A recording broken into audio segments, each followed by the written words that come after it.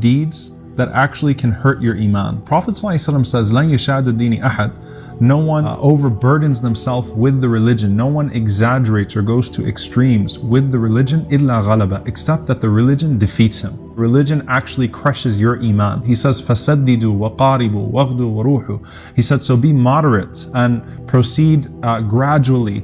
وَغْدُوا وَرُوحُوا, and worship Allah subhanahu wa ta'ala in the morning and between Asr and Maghrib. وَشَيْءٌ مِنَ الدُّلْجَةِ وَالْقَصْدَ الْقَصْدَ تَبْلُغُوا, and a little bit in the last part of the night, and proceed moderately, and you will reach your goal. Sometimes the most detrimental thing to your iman is when you set unreasonable expectations for it. You have that sudden burst and this want to just take it all on at once. I've been so far away from Allah subhanahu wa ta'ala, now I need to grab everything. So I need to go from being this wicked transgressor, this sinner, to being a companion of the Prophet ﷺ. Because I've done so much bad in my life, I need to jump into this.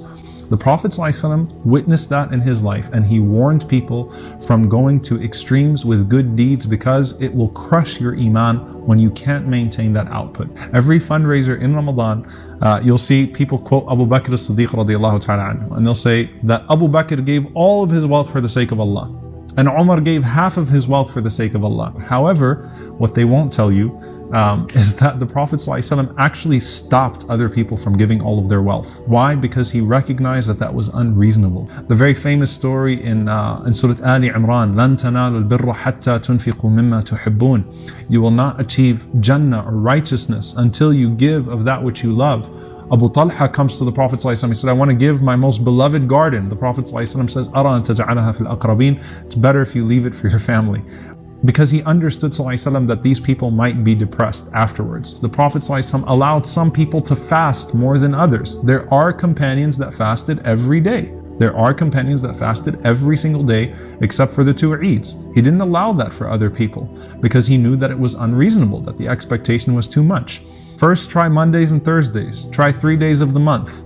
Okay, you want more? Then don't go beyond fasting alternate days, because he recognized Abdullah ibn Amr was too overzealous and he was too young and he was trying to do it all at once. Trying to pray all night. I want to pray all night long, Ya Rasulullah. I don't want to wait till the last third of the night to start praying. He said, Ya Abdullah. He said, listen to me. Oh Abdullah. لا تكن كرجل كان يقوم الليل فترك. Don't be that guy that comes later on in life and says, I remember when I used to pray Qiyamul Layl, and then he just abandoned it altogether. The bar he set was way too high. I need to set short-term goals and long-term goals. I can't go from not reading Quran at all to reading the Quran 3 times a month. If you set unrealistic goals for your faith, you will feel defeated when you're unable to meet those goals. You have to set goals that you can achieve, inshallah. Once you achieve these goals in baby steps, then you build on them, inshallah ta'ala. Build good deeds gradually. Otherwise, you will fall short because you're going to feel like you're not sufficient.